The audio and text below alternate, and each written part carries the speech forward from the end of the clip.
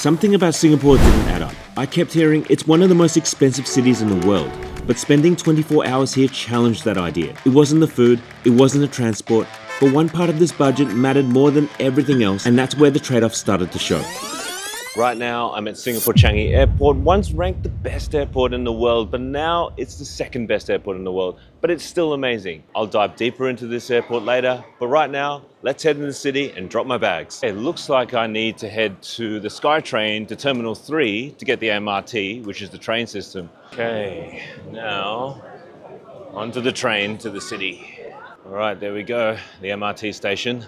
Now, to use the public transport, you need to get one of these EasyLink cards. And to get one of these, you need to go to one of these machines or a 7-Eleven at the airport, choose your card that you want. It costs $10 to start off with, of which $5 is a stored credit and $5 for the card cost purchase. And then you pay by card, and then out comes this card. And this is the one where you can use at 7-Elevens, public transport, and everything else. Or alternatively, all you need is your debit or credit card and simply tap at the ticket gates and it lets you through. It's really simple. Transport is one of the first places budgets usually fall apart in big cities. But in Singapore, instead of opting for rideshares and taxis, I chose to get around using the MRT as it's one of the most efficient and cheap ways to get around. Now, when it comes to budget, hotels are out of the question in Singapore. So I managed to find a hostel for just $28 a night. It's a capsule hotel, and it's in a pretty weird location. It's in the middle of a housing estate in a residential neighborhood, but it is near the station.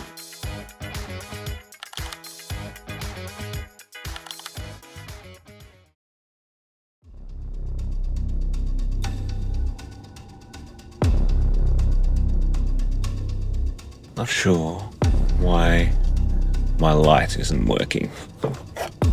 Insert the card to gain power.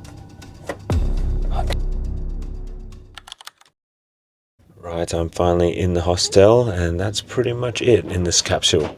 It's just one single bed, and it comes complete with a mirror and also the power plugs, USB ports, air conditioning control, reading lights, and also a place to play your music and the lights.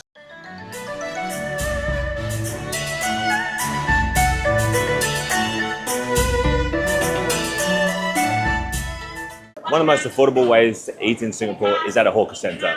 And this is the best way to have authentic local Singaporean food. And I'm currently at a very popular one because there is a queue for it, and that is a sign of something really good. One essential thing you need is tissues, and no one gives it to you anywhere. So when they get you the food, there's no napkins, no serviettes. So you got to get one of those, because on a busy day like right now, you definitely need to reserve a table space because it's packed. So one of the things at hawker centres is that you need to clear your table, or else you're going to get a $300 fine. I'm here with my friend Janice Wong, who has the 2 a.m. dessert bar in Singapore, and she's shown me one of her local favourites. And is there a reason why this is your favourite? Oh my god, it's been the best and most consistent chicken curry noodle.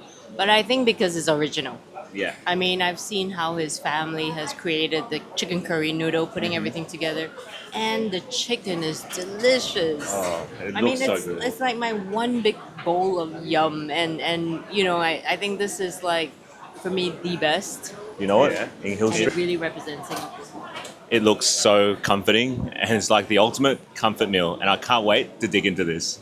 This is the famous curry noodles. Or otherwise similar to what you call a laksa in the Western world. But look at this. This looks so good. And look at these. There's huge chunks of chicken as well. And also the fish cake, tofu, and a chunky piece of potato. Oh, yum. The soup is full of flavor. Chicken. That's really nice. Really good. And this is a large one. It's only $9.50. The small version is $6.50. Tourist attractions are usually where budgets fall apart in big cities. Singapore has no shortage of expensive ones, but I wanted to see how much of the city you can experience without paying to get in. Now, I just got to the Merlion Park and it is crowded. Everyone has their mouths open and it looks ridiculous, but I got to do it because it is a viral thing going on Instagram and socials. But on the plus side, at least when I get a picture of a thumbnail, it doesn't look weird here.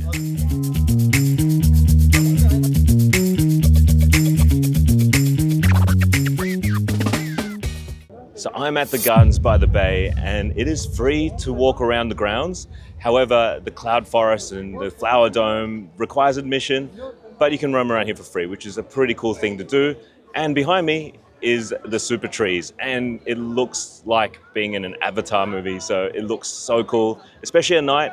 There is a light show that happens at 7:45 and 8:45, so I'm waiting here with the rest of the crowd for the show.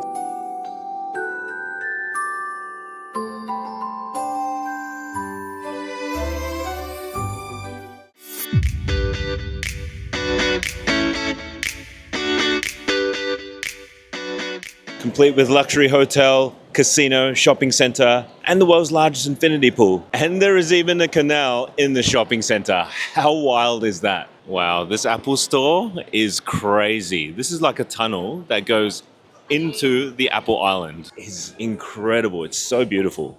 Look at that. Can't believe I'm in a tunnel. And now I'm in an escalator about to head into the island. And check this out. That's so trippy.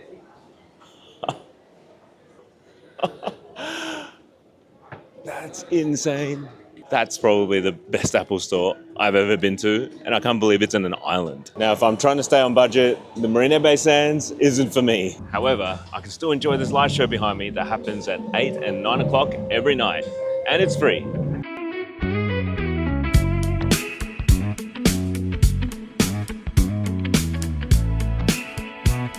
That was freaking awesome. That is actually better than the Gardens by the Bay light show. So if you wanted to choose between the two, choose that one.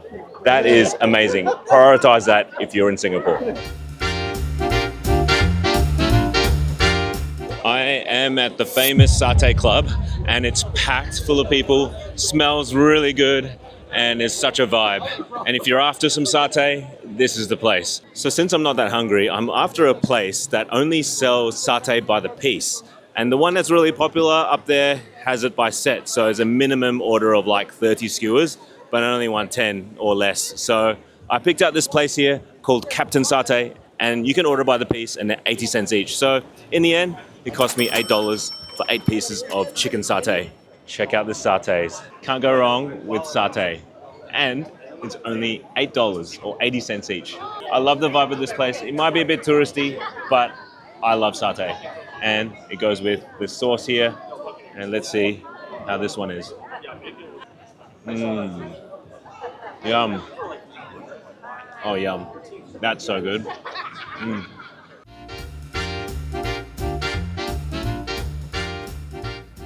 Let's hope this is not a party pod, because otherwise I won't be able to get any sleep tonight. Right, in the end, I didn't sleep that bad. Yes, I did have a good night's sleep because I was already so tired. But what I did not tell you was that it was so crowded, stuffy, and the bathroom had mold everywhere, and it definitely wasn't somewhere I wanted to hang out for longer than I had to. And that's the trade-off. You're not paying for comfort, you're paying for convenience at a low price.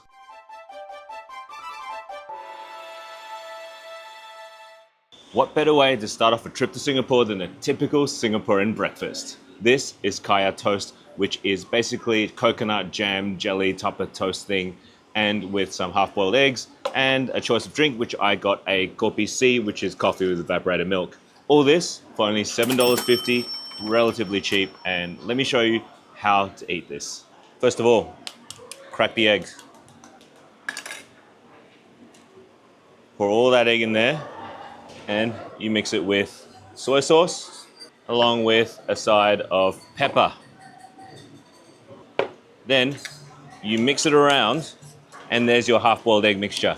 Next, you take the piece of kaya toast, and you can dip it in here, and take a bite. Oh yeah. This is absolutely amazing. Crispy, so much butter in there, and kaya. That is so good. So you have two ways of eating this. You could either eat this kaya toast on its own and eat this on its own separately, or you could dip it in like I did. So good.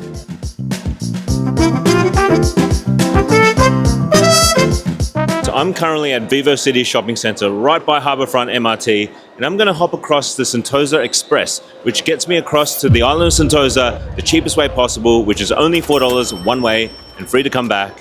So I'm going to go there, to get to a beach in Singapore. Sentosa Island is where admission prices start to climb fast. But instead of heading inside the attractions, I ended up finding a spot that cost nothing at all, and it was easily the most relaxing part of the day. So I just got to the main beach station, and I'm gonna connect to a free shuttle bus that gets you around the island and runs every 10 to 15 minutes. It's looking pretty busy at the moment, but it should be all right. Do you know there's actually beaches in Singapore? And I am actually in one called Tanjong Beach. And as you can see, there's hardly anyone around, and that is amazing. Also, the blue waters here are just incredible. I just can't believe I can see blue waters in Singapore, and I don't have to be in Thailand or Philippines for it. This is the perfect way to cool off, and it doesn't cost you any money. And now to jump in the water.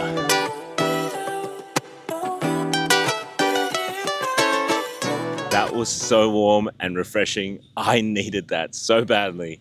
And it's free.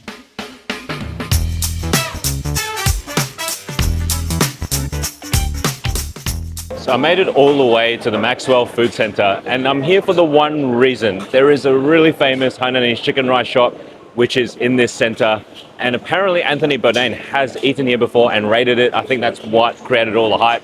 So I hope they're open today, and it's pretty late, so let's see if I can find it. All right, here it is. There is a bit of a queue, so I hope that it moves quite fast, and I hope they haven't sold out either. Now there's quite a queue here for the chicken rice. I hope it's worth it. Long lines generally mean it's good, but also could be overhyped. But at least the line's moving pretty fast. Okay, I have one of Singapore's most famous dishes, the Hainanese chicken rice. I got it from the Tian Tian Hainan chicken rice store, which I've heard all about. Not sure if it's worth the hype, but let's see if it's worth it. Okay, it is silky already, which is a good sign. The chili sauce, which is fundamental for any chicken rice here. And the chicken rice, let's see. Yep, this definitely checks out. The chicken, so tender, soft, silky, and the chili sauce is full of spice, which is what's needed, and also punching with flavor. So yes, it's definitely worth the wait. It's a shame they ran out of the roast. I really wanted their roast chicken. One thing I forgot to mention is that there is no soup, and usually there is a bit of clear broth soup that goes with the chicken rice. Whether they've run out of it, I'm not sure, but something was missing. I knew something was missing.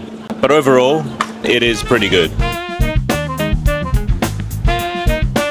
So I've just stumbled across this amazing gelato shop in this area, and I thought I'd give it a taste because everyone says this is the gelato place to check out.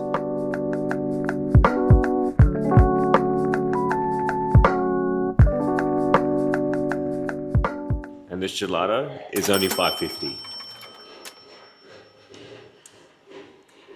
Oh my gosh, this is so good. Wow. Okay, when people say this is the best gelato in Singapore, they're not kidding. Singapore definitely earns its reputation for being expensive, but not in the way that most people expect. If you move like a tourist, the prices add up fast. If you move a little differently, the city starts to open up. In 24 hours, I spent a total of $80.50 Singaporean. And honestly, that surprised me. I actually got to the airport way earlier than I needed to because in Singapore, the airport isn't just an airport. I ended up spending hours here and barely scratched the surface. And if you want to see what you can actually do at Changi Airport with 6 hours to kill, that video's coming next.